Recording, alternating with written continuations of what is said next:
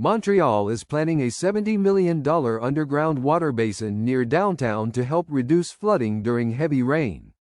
The project is part of a broader effort to improve water infrastructure after recent storms caused street flooding and damage to homes.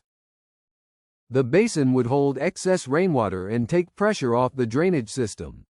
That extra capacity is meant to help the city manage intense rain events more effectively. City officials say upgrading infrastructure has become a priority as extreme rainfall has become more disruptive in recent years. The project reflects a wider push to protect homes and reduce the impact of downtown flooding.